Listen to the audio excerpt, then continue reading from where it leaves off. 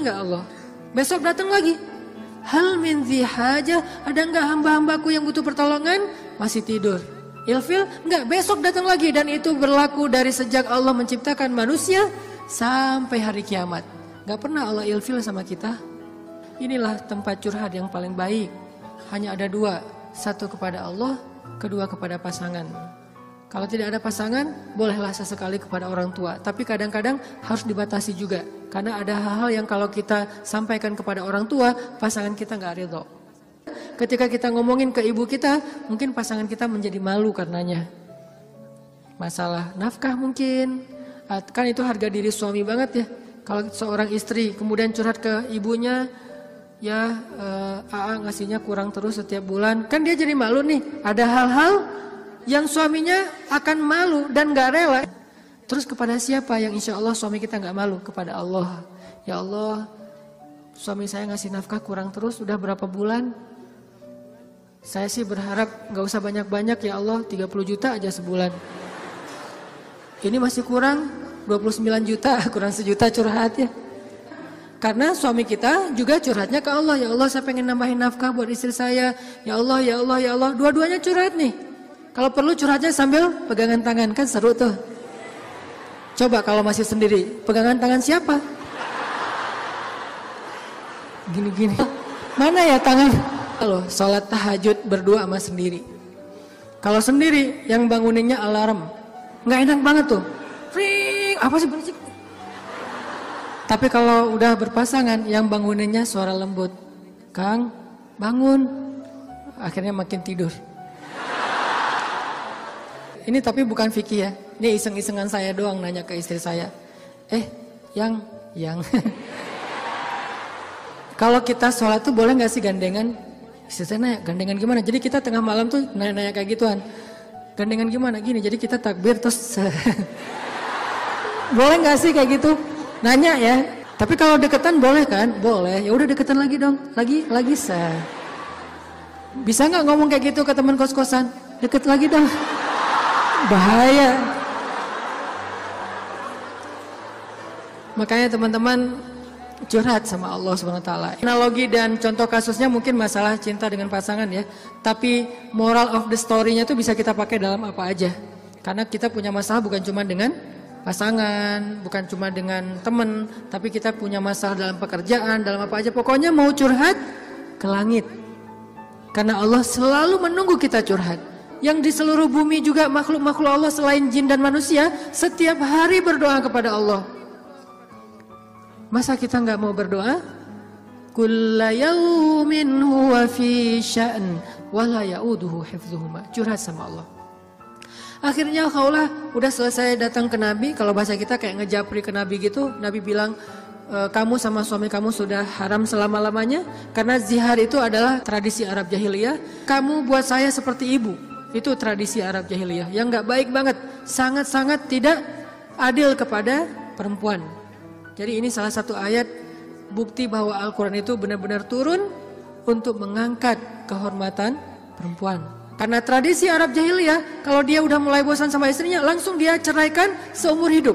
Kenapa seumur hidup? Biar gak dapat waris, biar gak ada tanggung jawab apa-apa, nafkah segala macam. Kan curang banget kan? Dinikahi ketika muda, pas udah tua diceraikan tanpa ada harapan warisan dan nafkah lagi selama-lamanya.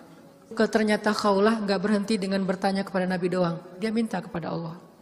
Tadinya gak ada loh fikih zihar di dalam Islam tuh gak ada. Gak ada syariat hukum tentang bab zihar di dalam Islam. Baru ada setelah Khawlah curhat. Jadi bisa dibilang beberapa syariat Islam itu muncul hasil dari curhat-curhat para hamba. Apa arti Al-Mujadilah? Perempuan yang sedang curhat. Ini surat curhat di dalam Al-Quran. Akhirnya turun ayat, Allah sudah mendengar pembicaraan kalian berdua. Allah tahu banget isi japri-japrian kalian. Kemudian Allah mengatakan zihar itu adalah dosa besar. Dan orang yang melakukan zihar tidak berlaku untuk istrinya. Tapi dia wajib menebus dosa itu dengan cara berpuasa 2 bulan berturut-turut. Suami dari Khawlah orang yang sudah sangat tua. Nabi panggil dia ke sini.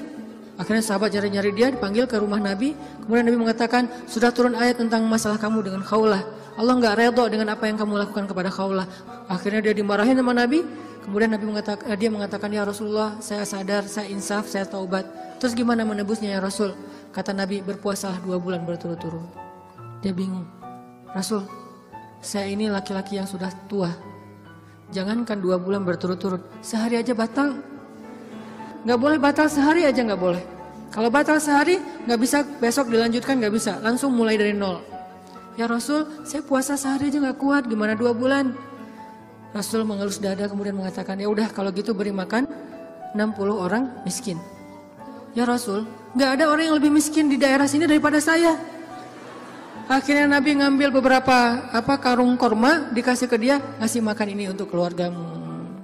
Ini juga menjadi dalil gimana Islam itu agama yang sangat-sangat toleran. Allah pengen memudahkan kalian, Allah nggak pengen menyusahkan kalian. Semua syariat Islam itu adalah memudahkan kita, nggak ada yang menyusahkan kita. Semua syariat Islam itu gampang, simple, mudah, nggak ada yang susah. Salah satunya adalah menikah, itu mudah banget. Mana Ustadz? Buktinya masih banyak yang masih single. Berarti bukan Allah yang menyusahkan pernikahan, calon mertua tuh. Nah Allah mah memudahkan kan ya. Bayangin pernikahan itu kan simple ya. Akad nikah sederhana kan. Yang cuman saya nikahkan putri saya terima putri bapak dengan mahar sekian dibayar tunai, sah. Akhirnya berubahlah status, berduaan apalagi dan seterusnya apalagi dosa aja isinya. Sekarang berubah, memandang aja berpahala. Apalagi ya, memandang aja berpahala. Kebayang gak tuh? Memandang pasangan itu sama kayak memandang Ka'bah. Duduk sambil ngeliatin Ka'bah itu pahalanya kayak 2 rakaat sholat loh. Sholat mutlak. Berarti memandang istri yang lagi rempong sama dengan 2 rakaat sholat mutlak. Baru memandang gimana menyentuh, gimana mengecup keningnya, gimana memeluknya, gimana dan gimana. Ibadah sholat mudah banget, nggak bisa berdiri, duduk, nggak bisa duduk, berbaring, nggak bisa sholat tepat waktu, dijamak, nggak bisa menjamak, dikosor, dikodok. Kenapa dikodok? Soalnya ketiduran. Yang penting jangan istiqomah. Masa mengkodok istiqomah ya? Jam 9 pagi, sholat apa itu? Kodok subuh. Sekalian dijamak dengan duha. Istiqomah udah setahun kayak gitu. Nah ini. Kayak misalnya kita pulang malam, belum isya nih. Tadi pas isya, pas lagi di jalan macet-macetan, sampai di rumah capek banget, mandi segala macam, makan, akhirnya ketiduran. Lupa kalau kita belum sholat isya, bangun-bangun subuh, oh iya ya semalam saya belum isya.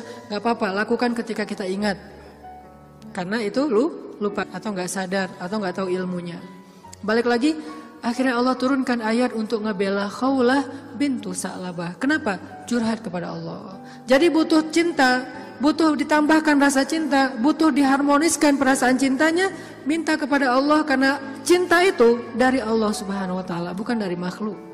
Hati kita itu ada di antara jemarinya Allah, ada di dalam genggamannya Allah. Kadang-kadang kita sendiri nggak berkuasa untuk nolak apa yang diinginkan oleh hati kita sendiri loh. Dan saya ngebuktiin banget, saya sering bilang saya itu bukan tipe istri saya banget. Ada 4 hal yang istri saya nggak mau, 4-4-nya ada di saya. Ketika sebelum ketemu saya, pokoknya saya nggak mau ini. Aduh, nggak mau banget deh, nggak banget deh. Makanya jangan gampang nyumpahin ya. Nanti malah dikasih seperti yang kita sebutin. 4 hal yang saya nggak pengen banget ada suami saya yang 4 ini. Ternyata pada diri saya ada 4-4-nya. Ya Allah, tundukkanlah hatinya untukku, ditundukkan. Kok saya nggak bisa nolak kamu? Ya. Kuat-kuatan doa kan? Dia berdoa, ya Allah please jangan orang itu. Ya Allah please yang dia. Kuat-kuatan doa. Ya Allah jangan orang itu please, jangan orang itu. Ya Allah please dia aja, jangan yang lain.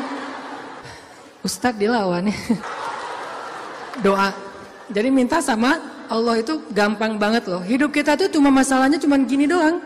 Buat saya hidup saya itu modalnya bukan duit, bukan teman, walaupun itu semuanya penting dan berharga, tapi modal paling penting dalam hidup saya itu ini. Makanya saya nggak mau sama sekali menggadaikan doa dengan makanan yang syubhat dan haram, nggak mau saya. Misalnya jalan ke luar negeri kayak kemarin New Zealand, Jepang yang muslimnya minoritas kan susah nyari makanan halal tuh. Mending lapar